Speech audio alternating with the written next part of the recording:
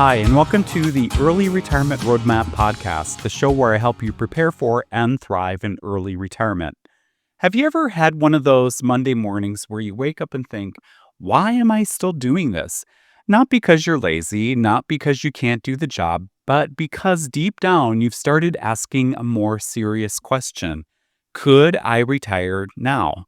And if you're in your 40s, 50s, or early 60s, that question can start to get louder. At some point, retirement stops being a vague someday idea and starts becoming a real decision. And that decision is hard for one reason. Working one more year usually help. Working one more year usually does help the math. One more year of savings helps. One more year of health insurance helps. One more year of income helps.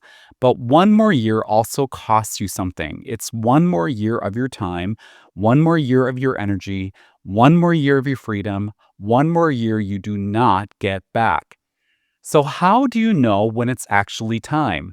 In this episode, I want to walk you through 6 questions. And if you can honestly answer yes to all 6, there's a very good chance you're closer to retirement than you think. These are not hype questions. They're not fantasy questions. They're not based on the idea that retirement is one big permanent vacation. They're the real questions that help you figure out whether you're truly ready to make the jump, and they're coming from the experience of someone who's retired early, me. So let's start with question number 1. Are you postponing the life you actually want? A lot of people build their entire working life around one quiet assumption: I'll live later. Later, I'll travel. Later, I'll slow down. Later, I'll take better care of myself. Later, I'll spend more time with the people I love. Later, I'll finally get around to the things I keep saying matter to me. But later has a way of staying later. And one of the biggest risks in life is not just running out of money, it's running out of healthy years, energy, or desire before you ever get around to the life you keep telling yourself you'll live someday.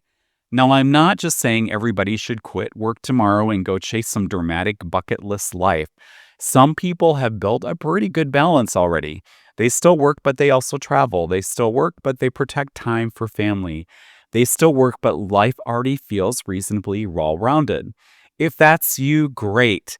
But if you've been telling yourself for years that your real life starts later, that's something you really need to pay attention to. Because retirement is not just a financial decision, it's a life decision. If you already have enough to make a change, then working longer may not actually be the better choice. It may just be the more familiar one. So if your answer to that first question, whether you're postponing the life you actually want, is yes, let's go to question number 2. Is your job taking a real toll on your health? This one can matter a lot, and it definitely did for me, and is one of the main reasons I chose to retire early. A lot of people think about retirement readiness almost entirely in terms of money, but your health really should be part of the equation too. And if your job is slowly draining your health, it really matters. Maybe it's stress, maybe your blood pressure is higher than it should be, maybe you're not sleeping well, perhaps from all the job stress, or maybe you just sit too much, move too little, eat worse than you want to, and never seem to have enough energy left to fix any of it. Maybe you're always tense, irritable, exhausted, or just mentally fried. And sometimes it shows up in smaller ways that are easy to normalize. You're always tired, your back always hurts, you dread Monday before Sunday is even over. That was me. You're technically home at night, but mentally you're still at work. You tell yourself this is temporary. You tell yourself everybody lives like this. You tell yourself you just need to hang on a little longer. But if your job is actively making your health worse, that has to count in the retirement decision. Because what's the point of preserving your finances if the cost is your health, so much so that by the time you do retire, the years of stress and not eating right or exercising as you should creates health problems that prevent you from fully enjoying it? And to be clear, I'm not saying retirement magically fixes every health problem. Of course it doesn't. But if leaving work would give you back time to sleep better, move more, get outside, reduce stress, eat better, and actually put some energy into your well-being, that has real value. So, if your answer to that question, whether your job is taking a real toll on your health, is yes, let's go to question number three. Have you already outgrown this stage of your career? This is different from simply being annoyed at work. Everybody has bad days. Everybody has frustrating coworkers, pointless and unnecessary meetings, and weeks where they'd rather be doing well just about anything else. That by itself doesn't mean you should retire. But sometimes the deeper issue is that the role you're in no longer fits the person you are. You've done the ladder climbing, you've played the game, you've built the career, you've hit the career milestones. And now you look around and think, I'm not sure I want to keep spending so much of my life doing this anymore. That doesn't mean you failed. If anything, it probably means you succeeded. You got what the career was supposed to provide: income, experience, stability, maybe status. And now the question becomes whether continuing still makes sense for the life you want from here.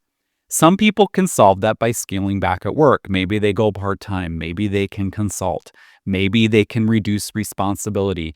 Maybe they can create a glide path instead of a hard stop. But a lot of people can't. Their job is all in or nothing. Their company doesn't really do flexibility. Their role only works if they stay fully engaged. And if that's the case, then hanging on may just mean extending a chapter of life that already feels complete. So, if your answer to that question, whether you've outgrown this stage of your career, is yes, let's go to question number four. Do you want more time with the people you love while you can still enjoy it? This one hits hard because it's one of the things we value most in life. Time with the people you care about is one of those things that sounds obvious until you realize how much of it work has quietly consumed. You miss random weekday lunches with your spouse or partner. You miss flexibility. You miss being able to show up without checking your calendar first.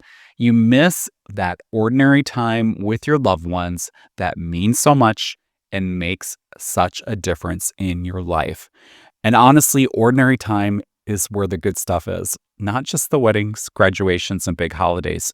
I mean the random Tuesday coffee with a friend, the afternoon with your spouse, the chance to help aging parents, the ability to see your adult kids and your grandchildren more often, the freedom to just be available. A lot of people assume they'll make up for that later, but later doesn't always cooperate. Parents age, friends move, grandkids grow, health changes, family circumstances shift. And one of the hardest truths about this stage of life is that money can often be recovered, but you absolutely can't recover time. So if you deeply want more time with your spouse, your family, or the people who matter most to you, not someday, but now, that deserves real weight in this decision. So if your answer to that question, whether you want more time with the people you love, what you can still enjoy it, is yes, let's go to question number five. Do you know what you're retiring to? This is a question a lot of people don't seriously think about before they retire. Of course, they know what they want to retire from. That's easy because it's the most familiar to them. They want to retire from the job, the stress, the schedule, the commute, the office politics, the endless meetings, the deadlines. But that's not the same as knowing what you're retiring to. And that distinction matters because retirement isn't just the removal of work. It's the removal of structure too. For decades, work has shaped your days. It has given you a schedule, a role, a reason to get up, and in many cases, a big part of your identity. So when work goes away, it's not enough to just assume everything will somehow fall into place. You really want to think this through ahead of time. This doesn't mean you need some perfect master plan. It doesn't mean you need to have the next 20 years mapped out in a spreadsheet. But you should have a real answer to this question: what am I going to do with this life I'm trying to get back? Maybe it's travel, maybe it's exercise and health, maybe it's hobbies, volunteering, creative work, gardening, family time, part time work. or a side business. Maybe it's simply slower mornings and enjoying a cup of coffee on your patio and less stress. The point is not that retirement has to look productive. The point is that it should feel intentional. Because if you go into retirement with no sense of purpose, rhythm, interest, or direction, that freedom can turn on you faster than you expect. At first, retirement feels like a permanent vacation. And for a while, that feels great. But that honeymoon phase can wear off. And when it does, boredom, restlessness, and regret can start creeping in. That's when you can start to feel lost. You miss the structure. You miss feeling useful. You miss knowing who you are without the job. And in some cases, you start wondering if retiring was a mistake. Retirement can be wonderful, believe me, I know, and I have zero regrets. But a big reason I feel this way is because I went into it knowing what I was going to do with this next chapter of my life, not just what I was escaping from. You need to do that too. Please don't discount this. This is something you have to think about. Don't just plan the exit, plan what comes after the exit too. So if your answer to that question, whether you know what you're retiring to, is yes, let's go to the last question. Have you run the numbers well enough to trust the decision? This is the question that keeps everything grounded because you can answer yes to the first five questions and still not be ready. You may want retirement badly. You may be burned out. You may want your time back. You may have a clear vision of what comes next. But if the numbers don't support it, then you're not making a confident or a correct decision. You're just making a hopeful one. And those are not the same. Now, this doesn't mean you need certainty. You're never going to get certainty. There is no such thing as a guaranteed retirement. What you do need is enough clarity to trust your plan. That means you've gone beyond just looking at your retirement nest egg and saying, yeah, I think we're probably fine. But you've actually looked at all the moving parts. You've estimated your retirement spending needs and you have a plan for where the income will come from. You've thought about taxes. You've thought about health insurance. You've thought about what happens if the market drops early. You've thought about how much cash you want on hand so you're not forced to sell in a market downturn to fund retirement. In other words, you've pressure tested the plan, not perfectly, but honestly. And this matters because retirement is a lot easier to enjoy when you're not constantly worrying about money and if your plan is going to work. That is something you don't want, believe me.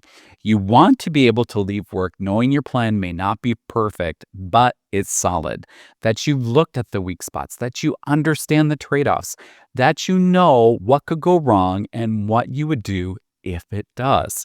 And if you haven't done that yet, that is where your work is.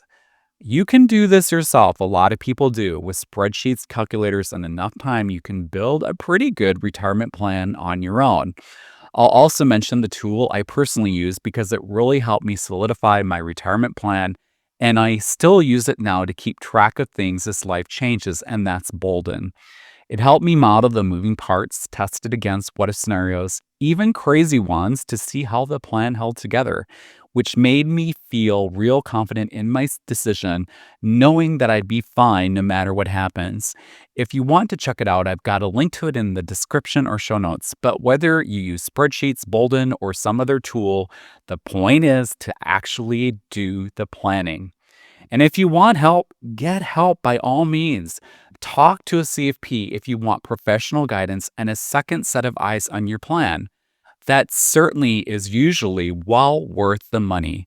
And if you want to hear from and get answers to questions about really anything with retirement from someone who is actually retired early and is living it, consider joining my Patreon. I've got 3 different levels, so there's sure to be one that fits your needs and budget. At one level, you get access to my growing tools library, where I usually create at least one tool for each YouTube or podcast topic I cover. And for this episode, I've created a retirement readiness scorecard based on these 6 questions, so you can actually work through them for yourself and see where you stand. At another level, you get early access and ad-free listening to all of my podcast episodes plus the tools.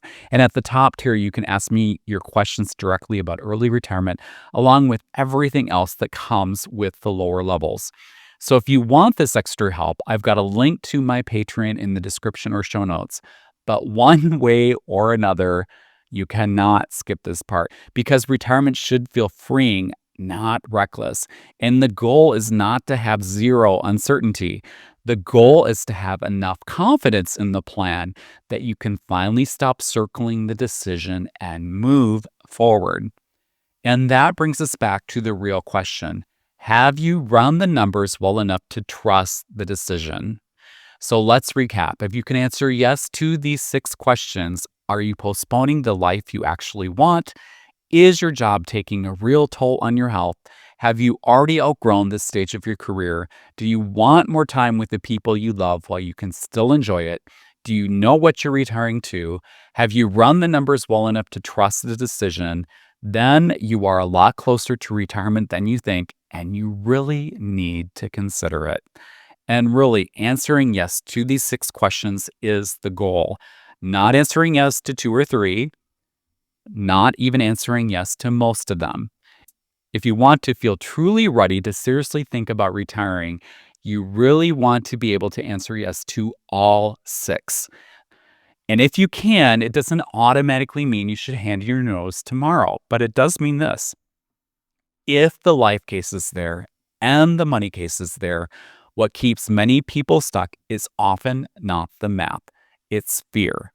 Fear of making the jump, fear of losing structure, fear of leaving behind a familiar identity, fear that maybe one more year will somehow make everything feel safer than it really will.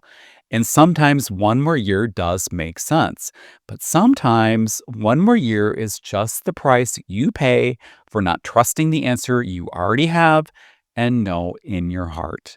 If this episode helped you think more clearly about your retirement decision, share your thanks by leaving a positive review, which will help this podcast reach more great folks like you, and share it. And when you're not on the go, check out my Early Retirement Roadmap YouTube channel and go to mikeupland.com for all of my media in one place. Thank you so much for listening. This is Mike Upland, early retiree in 2024 at the age of 55.